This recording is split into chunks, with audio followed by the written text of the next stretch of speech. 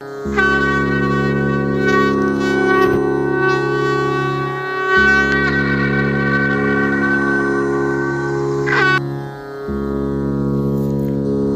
मात्रातील समता व मानव मात्राचे हक्क इत्यादीसाठी भारताने पश्चिमेकडे पाहावे, पश्चिमी आदर्श उचलावेत असे स्वामीजींना वाटत होते. पश्चिमेकडे जे काही अनुकरणीय आहे त्यात सर्वात महत्वाचे त्यांना हे लोकशाही तत्वज्ञान वाटते. त्या तत्वज्ञानाच्या प्रकाश झोतात भारतातील समाज जीवनाकडे पाहिले तर त्यातील विषमता पाशवी वाटू लागते. त्या तत्वज्ञानाच्या खालोखाल पश्चिमेकडून भारतीयांनी घ्यावयाच्या गोष्टीत आधुनिक विज्ञान, संघटन कौशल्य आणि अथक परिश्रम करण्याची विलक्षण क्षमता या तीन गोष्टीचा अंतर्भाव स्वामी विवेकानंद करतात. त्यामधून तेथे वैज्ञानिक दृष्टी व तांत्रिक कार्यक्षमता वाढीस लागून प्रत्यक्ष कार्याचे कसबही वाढेल व निरोगी, समर्थ व पुरोगामी राज्य शरीर उभे राहू शकेल अशी स्वामींची अपेक्षा होती. पाश्चात्यांच्या केवळ भौतिक सुखसोयींना भारतीयांनी अंगीकारू नाही, तर अनुकरणीय अशा त्यांच्या नैतिक व सामाजिक गोष्टीही घ्याव्यात असे ते सुचवतात. उदाहरणार्थ, एखाद्या गुन्हेगारांना तिकडे तुरुंगात सहानुभूतीने वागवतात. एकाच ट्रॉम मध्ये काम करी स्त्री व एखादा लक्षाधीश खांद्याला खांदा लावून बसतात. अमेरिकन स्त्रिया निरनिराळ्या बौद्धिक क्षेत्रात नैपुण्य मिळवून आपल्या स्वातंत्र्याचा सदुपयोग करीत आहेत इत्यादी. या बाबतीत तुलनेने भारतीय परिस्थिती ही किती खेदजनक आहे हे दाखवून या गोष्टी भारतीयाने पश्चिमेकडून शिकाव्यात असे आवाहन स्वामी विवेकानंद करतात. परंतु केवळ भारत आणि पश्चिमेकडून घेणे अशी एकमार्गी प्रक्रिया स्वामींना अभिप्रेत नाही. सामाजिक दृष्ट्या पश्चिम श्रेष्ठ हे मोकळ्या मनाने मान्य करूनही पश्चिमेने भारताकडून घ्यावे असे बरेच काही असल्याचे ते सांगतात. युरोपातील राष्ट्रे एका मोठ्या ज्वालामुखीच्या टोकावर बसलेली असून आध्यात्मिकतेच्या महापुराने या ज्वालामुखीच्या ज्वाला वेळीच न शमवल्यास त्या सगळ्यांना उद्ध्वस्त व्हावे लागणार आहे. पश्चिमेच्या भौतिक वैभवाला एक अतीव काळीकुट्ट बाजू असून द्रव्य लाभाची आसक्ती, लोभानी वृत्ती, श्रेष्ठत्वासाठी निष्ठुर स्पर्धा ही सारी याच बाजूला आहेत. पाश्चात्य राष्ट्रातील संपन्नतेच्या अवखळपणाच्या बुरख्याआड अत्यंत दारुण दुःख लपलेले स्वामींनी पाहिले होते. त्यांच्या उधळपट्टीमागे एक विलक्षण विकलांग गलित गात्रता त्यांना आढळली होती. भगिनी निवेदिताने लिहिल्याप्रमाणे पश्चिमेचे सामाजिक जीवन जरी वर करणी हास्यांच्या ढिगाऱ्याप्रमाणे दिसत असले तरी त्याच्या खाली आक्रोश, विलाप आणि आक्रंदन दडलेले आहे. त्या हास्य लेकरांच्या अंत हुंदक्यात होतो. पृष्ठभागावर हास्य विनोद आणि छचोरपणा दिसत असला तरी अंतप्रवाह जो आहे तो घोर प्रखर अशा शोकांचा आहे. भारतांचे याच्या नेमके उलट आहे.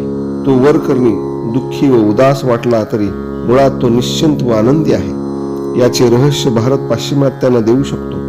धनसंचय, चैन, चंगळ, बाह्य निसर्गावर विजय याहूनही उच्चतर अशी ही मानवी भावना जीवनाची साध्य आहे, ती तो देऊ शकतो. केवळ भौतिकता मानवी आत्म्याला चिरस्थायी समाधान कधीच देऊ शकत नाही. त्यासाठी वेदांतातील आध्यात्मिक सत्तेच हवी. ही सत्य भारत पाश्चात्यांना पुरवू शकतो. त्याचप्रमाणे दुसरे असे की कोणाकडूनही काही घ्यायचे असेल तर ते समतेच्या तत्वावर, बरोबरीच्या नात्याने व परस्पर आदान प्रदानाच्या भूमिकेवरूनच, नाहीतर नको अशी स्वामींची स्वाभिमानाची वृत्ती होती. त्यामुळेही पश्चिमेकडून भारताने जे काही घ्यायचे ते दान वा भीक म्हणून नको, तर आपण जे पश्चिमेला देत आहोत, देणार आहोत त्याचा मोबदला म्हणून हवे. भीक मागून आजवर कधीच कोणाला काही मिळाले नाही. जशी आपली पात्रता असते तशी आपल्याला मिळते. एखादी गोष्ट मिळण्याची पात्रता अंगी असण्याची पहिली पायरी म्हणजे त्या गोष्टीविषयी आकांक्षा आपल्या ठायी असली पाहिजे आणि जी गोष्ट मिळवण्यास आपण लायक असतो तिच्याविषयी खरीखुरी आकांक्षा आपल्या मनात निर्माण होऊ शकते असे त्यांचे सांगणे होते. त्यामुळे विवेकानंदाच्या दृष्टीने त्यांचे कार्य हे दुहेरी स्वरूपाचे होते. पाश्चिमात्य संस्कृतीने मिळवलेले संपत्ती व भौतिक वस्तुसंपदा ही हिंदुस्थानात घेऊन जायची आणि भारताचे आध्यात्मिक ज्ञान भांडार पश्चिमेला द्यायचे। या विनिमयातील दोन पक्षदाता याचक नसून त्यांना परस्परांबद्दल श्रद्धा असेल व ज्यांच्यात भातृभाव असेल असे असतील। खरे तर पूर्व व पश्चिम यांच्यात असा आंतरविरोध नाहीच। एकाच मानवी मनाचे दोन भिन्न जागी असलेले भिन्न असे ते आविष्कार मात्र आहेत। दोन वेगवेगळ्या अंगाने मानवता त्या त्या ठिकाणी विकसित आहेत। मानवजातीच्या पूर्णपणे कल्याणासाठी या दोन्ही अंगांनी एक होणे त्यांच्या मते अत्यावश्यक आहे। पूर्व वा पश्चिम कोणीच अजून पूर्णत्वास पोहोचले नाही। त्यांच्यापैकी कोणालाही पुरेशी विकास अवस्था प्राप्त झालेली नाही। अजूनही त्या परिवर्तनशील व लवचिक आहेत। पूर्व आणि पश्चिम हे दोन प्रचंड प्रयोग आहेत। त्यांच्यापैकी कोणताच प्रयोग अद्यापही पूर्ण झालेला नाही। भारतात आपल्याला समाजदृष्ट्या साम्यवाद आढळतो आणि त्यांच्या भोवती अद्वैताचा म्हणजेच आध्यात्मिक व्यक्तिवादाचा प्रकाश खेळत असलेला दिसतो। युरोपात तुम्ही समाजदृष्ट्या व्यक्तिवादी आहात, परंतु तुमचे विचार मात्र द्वैतवादी असल्यामुळे तुम्ही आध्यात्मिक दृष्ट्या साम्यवादी आहात। अशा प्रकारे एका देशात समाजवादी जीवन पद्धती असून ती व्यक्तिवादी विचाराने घेरलेली आहे, तर दुसऱ्या देशात साम्यवादी विचाराने घेरलेली व्यक्तिवादी जीवन पद्धती आहे। अर्थात हे दोन्ही प्रयोग परस्परांना उपकारक ठरावेत असे जरी स्वामीजींना वाटत असले तरी एक प्रयोग मोडून दुसऱ्यांचा पूर्णपणे अवलंब व्हावा असे ते मुळीच म्हणत नाहीत। भारताचा प्रयोग जसा चालू आहे त्याच स्वरूपात त्याला हातभार लावायला ते पाश्चात्यांना सांगतात, कारण देश ज्या स्थितीत असेल त्याच स्थितीत त्यांचे स्वभाव वैशिष्ट्ये नष्ट न करता त्याला सहाय्य करण्याचा प्रयत्न ज्या चळवळी करीत आहेत त्या त्यांना निरुपयोगी वाटतात। वैश्विक ऐक्याची विवेकानंदांनी मांडलेली संकल्पना ही त्यांच्या सर्व धर्म समन्वयाची तर्कसंगत परिणिती आहे। सर्व धर्म परिषदेतील आपल्या व्याख्यानांमधून स्वामींनी सर्व धर्म समन्वयावर भर दिला होता। त्यांनी हे सांगितले की सर्व धर्म ऐक्य ही सुदूर भविष्यात घडून येणारी गोष्ट नाही, तर ती आजच्या काळातील वस्तुस्थिती आहे। सर्व धर्माचे सार एकच आहे। इंद्रियजन्य मर्यादांचे उल्लंघन करण्याचे आत्म्यांचे प्रयत्न हा सर्व धर्माच्या शिकवणुकीचा पाया आहे। प्रत्येक धर्मात तीन भाग असतात।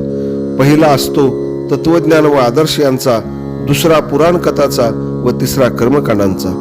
दुसऱ्या व तिसऱ्या मार्गांबद्दल प्रत्येक धर्मात निरनिराळेपण आढळते, मात्र पहिला भाग सर्व धर्मामध्ये सारखाच असतो। जगातील धर्म परस्पराविरुद्ध वा विसंगत नाहीत, ते सगळे एकाच चिरंतर धर्माच्या निरनिराळ्या अवस्थारूप आहेत। एकाच अंतिम सत्याकडे पाहण्याचे भिन्न दृष्टिकोन आहेत। एकम सत्यम विप्रा बहुधा वदंती या वेदांत सूक्तात हाच असे व्यक्त झाला आहे।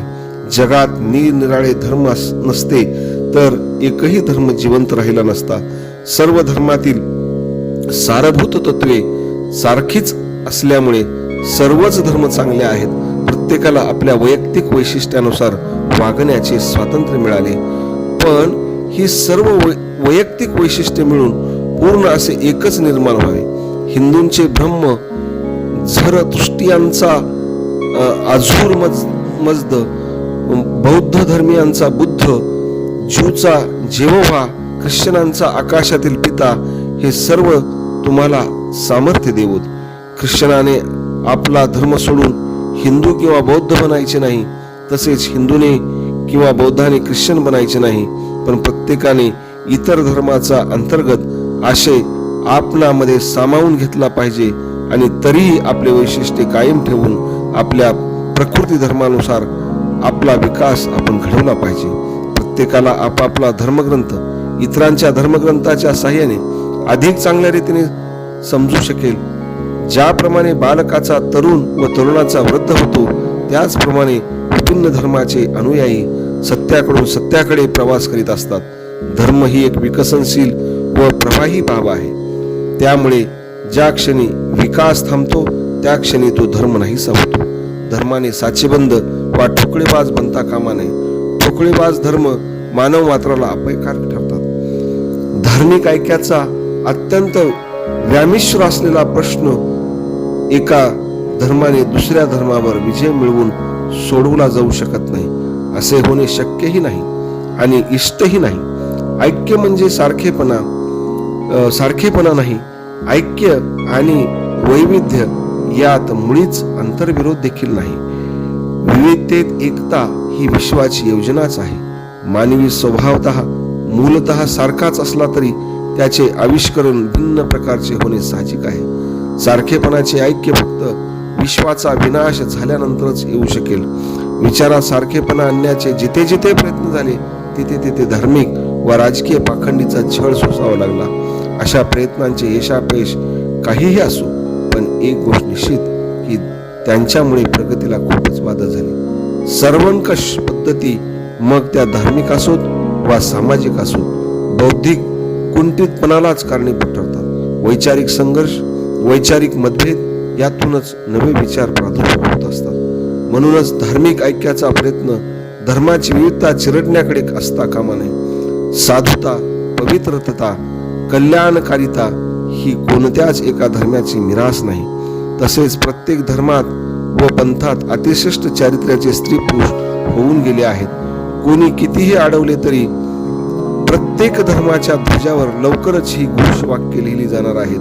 प्रतिकार नव्हे सहाय्य, विध्वंस नव्हे आत्मीकरण, संघर्ष नव्हे शांतता व स्वरसंगम. वेगवेगळे धर्म हे त्या अमर अखंड सनातन धर्माचे आविष्कार आहेत हे जाणून धर्माच्या उपासकांमध्ये बंधुभाव निर्माण करण्यासाठी रामकृष्ण मिशन या ठिकाणी उभे राहिले होते. धर्मपर व्याख्याने देत असताना स्वामींनी विज्ञानाचाही विसर पडलेला नाही. विज्ञानाकडे व वैज्ञानिक सत्यांकडे दुर्लक्ष करून आज भागणार नाही. मात्र या विज्ञानाची अद्वैतवादाशी सांगड घालायला मनुष्याने शिकले पाहिजेत असे स्वामीजी म्हणतात. विज्ञान आणि अध्यात्म यांनी एकमेकांना शरण न जाताही परस्परांना सहकार्य केले पाहिजे, कारण दोहोचे अंतिम उद्दिष्ट एकच आहे, ते म्हणजे वैश्विकता. स्वामी विवेकानंदाची वैश्विक कल्पना अशा प्रकारे अखंड गतिमान स्वरूपाची होती. दिक्काल मर्यादांच्या अतीत असलेल्या अशा वैश्विक धर्माच्या त्यांच्या या सिद्धांतात त्यांनी मानवी मनाने आजवर केलेल्या आध्यात्मिक प्रयत्नांना अरण्यात राहणाऱ्या आदिवासीच्या मनाला बद्ध करून ठेवणाऱ्या श्रद्धास्थानापासून तो आधुनिकतम अशा विज्ञानाच्या आदर व निर्मितीशील श्रद्धास्थानापर्यंतच्या सर्व श्रद्धांचा समावेश केला आहे. कोणत्याही कालखंडात वा वादात बद्ध न झालेला अखंड गतिमान व विकसनशील अशा पौरस्य व पाश्चात्य विचारांच्या अविरत संयोगाने त्याची ही विश्वकल्पना पुष्ट झाली आहे. पूर्व पश्चिमेतील वैचारिक सेतू बनून वैचारिक विनिमय व वैचारिक अभिसरण नियमित चालू ठेवून मानव जातीला अखंड नवजीवन देण्यासाठी त्यांनी अमेरिकेत वेदांत सोसायटीची स्थापना केली होती. अशा प्रकारे धार्मिक क्षेत्रातील वा संन्यस्त राष्ट्रभक्तांच्या विचारांना पल्ला अत्यंत प्रचंड व सर्वसमावेशक आहे.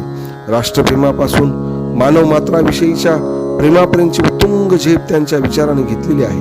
धर्मतत्वांचा प्रसार या देशात व देशाबाहेर करीत असताना अनेक सामाजिक राजकीय संकल्पनांना त्यांनी आकार दिला आहे. या देशातील राष्ट्रवादाच्या उभारणीत तर विवेकानंदाच्या विचाराचे महत्त्व पायारूप आहे. योगी अरविंद आणि लोकमान्य टिळकांनी पुढे जो राष्ट्रवादाचा सिद्धांत मांडला त्या धर्माचे अत्युच्च व विशुद्धतम आदर्श हे गाभ्याच्या ठिकाणी होते. महात्मा गांधींनी नंतरच्या काळात सत्य अहिंसेच्या तत्वज्ञानाला जे धार्मिक आधार निवडले ते त्यांना स्वामी विवेकानंदाच्या शिकवणुकीतून मिळाले. सत्याग्रहीसाठी सत्यप्रियता, निर्भयता, अहिंसकता इत्यादी गुणाचा तो आदर्श त्यांनी उभा केला. त्यातही स्वामीच्या विचाराचे पडसाद उमटलेले आढळतात. मातृभूमीचे आपले प्रेम आणि आकलन विवेकानंदाच्या विचाराच्या अध्ययनातून वृद्धिंगत झाल्याचे स्वतः गांधींनीच म्हटले आहे. ही प्रमुख नेत्यांची जरी उदाहरणे सोडली तरी असंख्य सामान्य तरुणांच्या मनावरही राष्ट्रभक्तीचा संदेश कोरण्याचे महान कार्य राष्ट्राच्या या शिल्पकाराने केले असून वेदांतातील विचार कार्योत्तेजक व उत्साहवर्धक आहेत. देवऋचांच्या घनगंभीर मंत्रोच्चाराने संबंध देशात नवजीवन निर्माण होईल अशा आत्मविश्वासाने वेदांताच्या शिक्षणाला स्वामींनी जे महत्व दिले ते युवकांनी दिलेल्या प्रतिसादावरून रास्त सिद्ध झाले. काही पाश्चात्य लेखक विवेकानंदांना या देशातील समाजवादाचे प्रवर्तक मानतात. समाजवादी विचारसरणी या देशात रूढ होण्याच्या अनेक वर्ष आधी विवेकानंदांनी काही समाजवादी विचार प्रस्तुत केले होते. ही वस्तुस्थिती आहे. पाश्चात्य देशातील सामाजिक क्रांतीविषयीच्या साहित्याशी त्यांचा जवळून परिचय होता. दीनदलितांबद्दल त्यांना विलक्षण कणव आणि कळकळ होती. गरिबांना अधिक गरीब आणि श्रीमंतांना अधिक श्रीमंत होताना पाहून त्यांनी हळहळ व्यक्त केली होती. दलित सेवकांनी गरिबीत राहून कार्य करावे, श्रीमंतावर अवलंबून राहू नये असेही त्यांनी सांगितले. शूद्रांच्या हाती सर्वश्रेष्ठ सत्ता निकटांच्या भविष्यात जाईल. कोणीच ती प्रक्रिया थांबवू शकणार नाही. समाज पुरुषांच्या पायाशी लोळून घेणाऱ्या या वर्गांना त्यांच्या होत असलेल्या शोषणाची जाणीव होऊ लागली असून उच्चवर्णीय त्यांना यापुढे फार काळ दाबू ठेवू शकणार नाहीत. जनतेच्या या अफाट अदम्य शक्तीचा विस्फोट विवेकानंदांनी आपल्या अंतःचक्षुनी पाहिला होता. समाजात या निम्न वर्गांना आपले उचित स्थान प्राप्त करून देण्यासाठी त्यांची धडपड होती. सत्ता आणि सामर्थ्य मुठभर न राबवणाऱ्या हातात राहून लाखो कष्टकर्त्यांना दायत्व ठेवणाऱ्या पाश्चात्य साम्राज्यशाहीची विवेकानंदांना चीड होती. अशा राष्ट्रांमध्ये असणारी घटनात्मक शासने, स्वातंत्र्य व संसदा या त्यांना निव्वळ देखाव्या वाटत असे. एकीकडे या संस्था उदो करीत असताना संबंध जगाला आपल्या स्वार्थी एकाधिकारशाही महत्वाकांक्षेच्या टाचेखाली चिरडू पाहणाऱ्या पश्चिमी राष्ट्रांच्या वागण्यातील आंतरविरोध विवेकानंदांना जाणवला होता. तरी परंतु विवेकानंदांना आजच्या रूढ अर्थाने समाजवादी म्हणता येईल की नाही याबद्दल शंका आहे. ते स्वतः याविषयी म्हणतात की मी समाजवादी आहे की नाही मला माहीत नाही. मला एकच गोष्ट माहीत आहे की खायला मुळीच घास नसल्यापेक्षा अर्धा घास बरा. समाजवादाला ते परिपूर्ण व्यवस्था मानायला तयार दिसत नाही. समाजवादाला संधी द्यायला त्यांची हरकत नाही, कारण त्याच व्यक्तीने चिरकाल दुःख वा चिरकाल सुख अनुभवण्यापेक्षा सुखदुःखाचे फेरवाटप होणे त्यांना केव्हाही अधिक हितकर वाटते. परंतु मार्क्सच्या विचारातील वर्गकलह, वर्गविहीन समाज, इतिहासाचा भौतिक अन्वयार्थ, धर्मविरोध इत्यादी संकल्पना विवेकानंदांना पटू शकल्या नसत्या. खरे तर त्यांच्या वेदांती आदर्शात विश्वात्मक प्रेम, अनन्य साह्य, सहकारी सुसंवाद इत्यादी या संकल्पना बसू शकत नाहीत. युरोपात सुरू होऊ घातलेल्या सामाजिक क्रांतीचे निश्चित आकलन विवेकानंदांना झाले होते. तरीही म्हणणे अतिशयोक्त होईल. जो किंवा जे वर्ग या क्रांतीचे नेतृत्व करीत त्यांची नेमकी भूमिका त्यांना स्पष्टपणे कळली होती असे म्हणता येणार नाही. येऊ घातलेल्या या क्रांतीच्या संदर्भात समाजवाद, अराज्यवाद वा नास्तिकवाद इत्यादी राजकीय प्रवाहांच्या भूमिकांची, उद्दिष्टांची, कार्याची सरमिसळ विवेकानंदांनी केलेली आढळते. समाज परिवर्तनाच्या बाबतीत श्रमिकांचे सामर्थ्य त्यांना जाणवले होते. पण युरोपातील कामगार वर्गाशी वा इतर चळवळीशी निकटचा संपर्क नसल्यामुळे समाजवादी क्रांतीत या वर्गाने पार पाडाव्याच्या निर्णायक भूमिकेचे यथार्थ आकलन त्यांना होऊ शकले नाही. देशाची अविकसित स्थिती, येथील नवजात कामगार वर्गाच्या ठिकाणी आढळणाऱ्या वर्ग जाणीवेची निम्न पातळी यामुळे भारतातील कामगार वर्गाच्या निकट भविष्यातील राजकीय भूमिकेबद्दल विवेकानंदांना आत्मविश्वास वाटला नसावा. तरीही त्यांनी या देशाचे भावी नेते व राज्यकर्ते शूद्र असतील हे सांगितले. ही बाब महत्वाची उरतेच.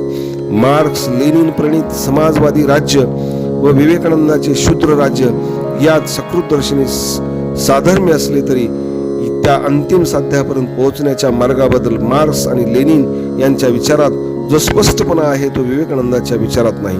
मानवी संस्कृतीच्या विकासातील शूद्र राज्य हा पुढचा टप्पा आहे एवढेच विवेकानंद म्हणतात. मात्र कामगार श्रमिकांची संघटना त्यासाठी बांधण्याऐवजी मध्यमवर्गीय सुशिक्षित युवकांना ते जनसामान्याकडे जाण्याचा व शिकण्याचा सल्ला देतात.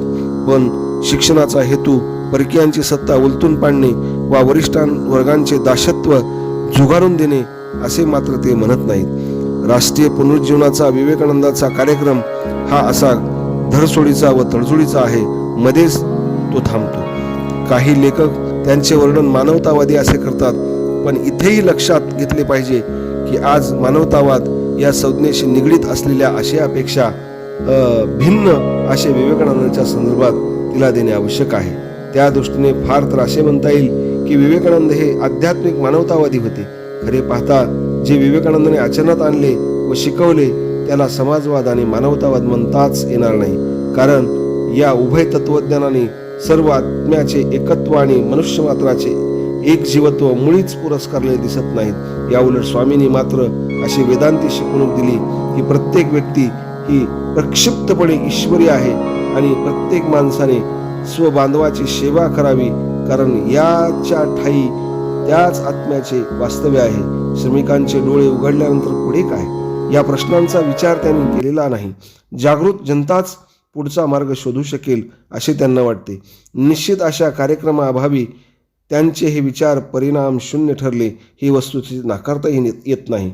विवेकानंदाची विचारसृष्टीला सर्वात मोठी देणगी म्हणजे वैश्विकतेचा आदर्श ही होय.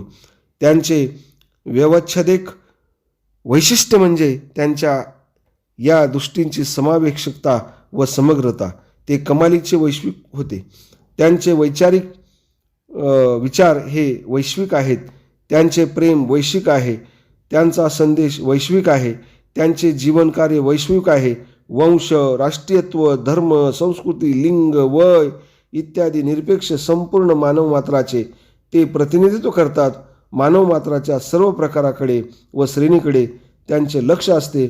मानवी जीवनाच्या विविध बाजू ते लक्षात घेतात आणि अस्तित्वाच्या मूलभूत समस्याचे स्वामी विवेकानंद हे चिंतन करतात.